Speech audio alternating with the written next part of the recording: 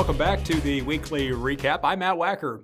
Missouri S&T hosted the First Tech Challenge on February 24th. The competition encourages the use of science, technology, engineering, and math skills, challenging students grades 7 through 12 to design, build, program, and operate functional robots. Teams go head-to-head in an alliance format floor game with colorful thematic elements. Leanne attended this year's event. What is important about the First Tech Challenge for Missouri S&T? Well, we've been excited to host this event really for the last, more than 5 years, but 5 years that I've been here. About 25 to 30% of our freshman class have been on one of these first teams. So, number one, it's a little bit of a direct recruiting tool. But the reason we host this is it gives these students a chance, and it gives us a chance to get them onto our campus and see what we do here. This is a wonderful event for them because they're not in control of everything that'll happen, and then they have a chance to learn how do you react when something goes wrong. We found that students that are involved in these competitions are more successful at Missouri S&T. We really are very interested in hosting this, and we really do love the students that have been on these teams. Matt, I'm with Cameron and Jade. They're from the Rolla Patriots. Tell us a little bit about your project. This year we had these blocks that we had to pick up, and we had a foam wheel that went over the top of the blocks to pick them up, and this one orients them in the right way. And in the back of the robot, we have a flipper that flips the blocks into a point box. So we have 3 different patterns that we can do while putting the blocks into the crypto box. So I believe they're doing the checkerboard pattern right now. One of the funny things about our robot is we actually christened part of our robots. So this wheel right here, this foam thing, is called the cheese wheel, and the flipper back here is called the macaroni. So it's macaroni and cheese. This year's competition, the robots are collecting glyphs. It's an archaeology expedition.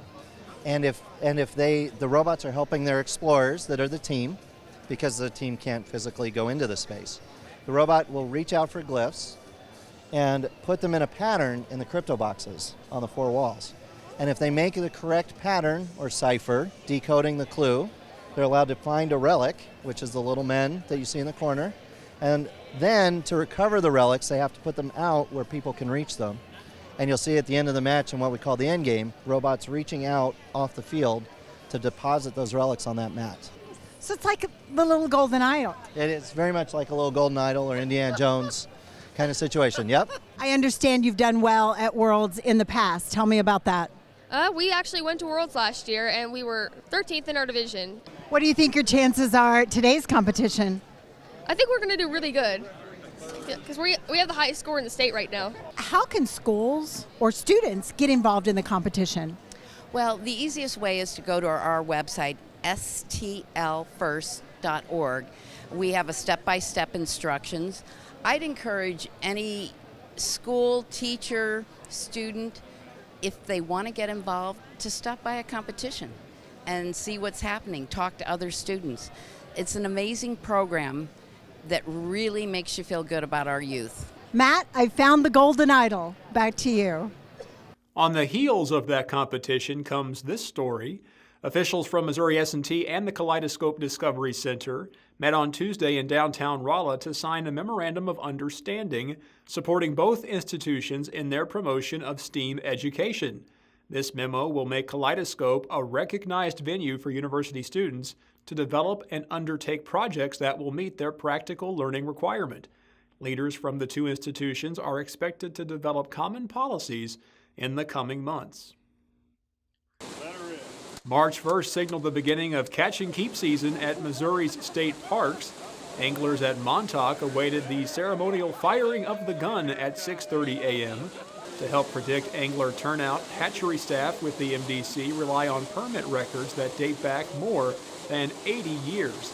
Based on those predictions, more than 21,000 fish will be stocked. Catch and keep season runs through Halloween. Well, if you're like me and thought the Tide Pod Challenge was absolutely idiotic, there seems to be a new trend taking place among our youth, and this one is far more frightening and inexcusable. Following the tragic events that took place in Parkland, Florida on Valentine's Day, safety has become a prime concern for area school districts.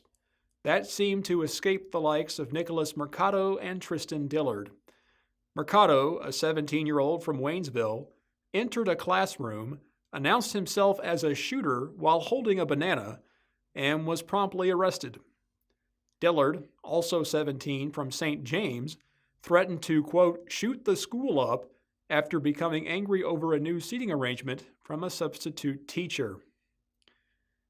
Furthermore, at least 5 threats have been made toward schools surrounding the West Plains area in the last 2 weeks, including Mammoth Spring, Plato, Mountain View, and Houston. On February 23rd, 19-year-old Derek Beavers was charged for targeting a Bakersfield school. Ozark County Sheriff Darren Reed said Beavers had allegedly been planning his attacks in September and was in possession of assault rifles. It's an epidemic, people. Something's got to be done. An update to a story we brought you last month as Richard Taylor, the man sought by police for his involvement in a quadruple shooting in Pulaski County, has been captured. Taylor was found by federal marshals on the east side of Chicago. He's been charged for a litany of offenses, most severe being 2 counts of murder in the first degree. When owner Larry Strautman opened University Book and Supply on Pine Street, he had no idea he'd become a safekeeper of Rolla history. Since 2003, he and Mike Greenway have tracked down St. Pat's sweatshirts for every year they've been issued. Leanne talked with the pair to find out how the collection has grown. Around about 2003, we were brainstorming for special things to do for the 100th annual celebration in 2008. And one of the ideas that I came up with was to start a collection of the old sweatshirts to display. Now, that never came to fruition, but I did start a good collection. Probably came up with about 20 or 25 different years worth of sweatshirts. Then in 2009, when we took over the store, Larry had decided that he could help me with this enterprise. So he kind of jumped on that ball and ran with it. We found ourselves about 10 short, and then things kind of start happening in dramatic fashion. The first one, the 1963, about 5 years ago, there was a lady who had her picture taken in the Rolla Daily News wearing this 1963 sweatshirt. So I went to see her and asked her if she would sell it, and she told the story of how she came to have it, and that her father was working on an old house down here by the Civil Engineering building, and he found it in the mud underneath the porch and brought it home. They washed it up, and she had worn it every St. Pat's since then. The 63 is special because it's the only official white sweatshirt of the official design. It's the only MSM sweatshirt because in 1964, the next year, they changed the name from MSM to UMR. It's the only one known to exist. In the first couple years, only the St. Pat's board members had these. They were not for sale to the general public. I think they became available to the general public in 1967. So when you're looking for a 63, you're looking for one of maybe 40 or 50 that were even made. So that's how we came to have the 63. The next one we got was a 67, and there was a young lady who walked in here one day and pulled the sweatshirt, a 67 sweatshirt, out of a bag and said, "Would you buy this from me?" And we said, "Sure, we'll buy it." Or I said, how do you come to have a 67? She said, "I found this in my grandmother's attic. It's my uncle's, and it was still in the bag with the original receipt." $3.95. The 65 came about just a gentleman who was over here from the Alumni Center across the street. He lives in St. Clair, Missouri, just up the road, and his wife was with him. Said, "It's got paint all over it." I used it as a paint shirt. I said, "Don't care." I said, "We'll buy it." So that really left a 64 as the last sweatshirt. And finally, through the Alumni Center and through some connections, we tracked down that sweatshirt in Sun City, Arizona, and the gentleman sold it to us. And that completed our collection.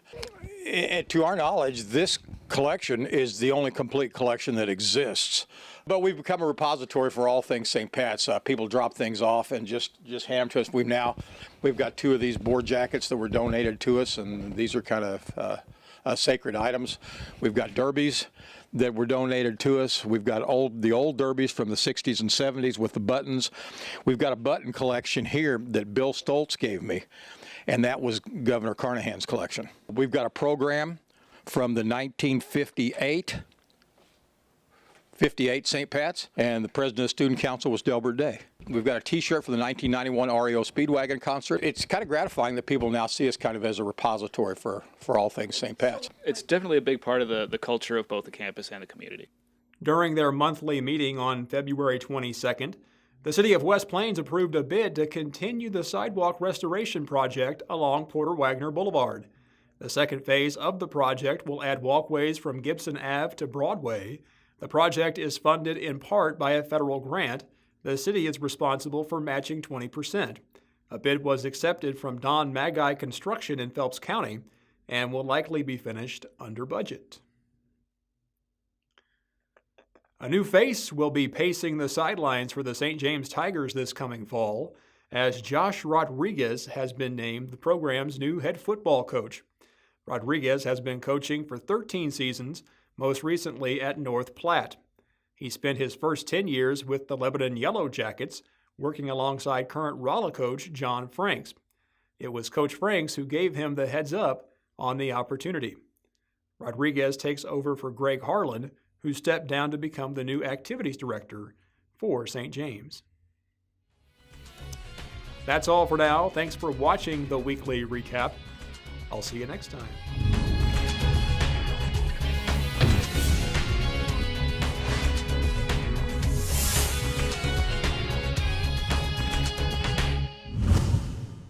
The weekly recap is brought to you by Bryce Chopper, cooking from scratch, the UPS store of Rolla, Bayard Dodge in West Plains, and the Ozarks Medical Center.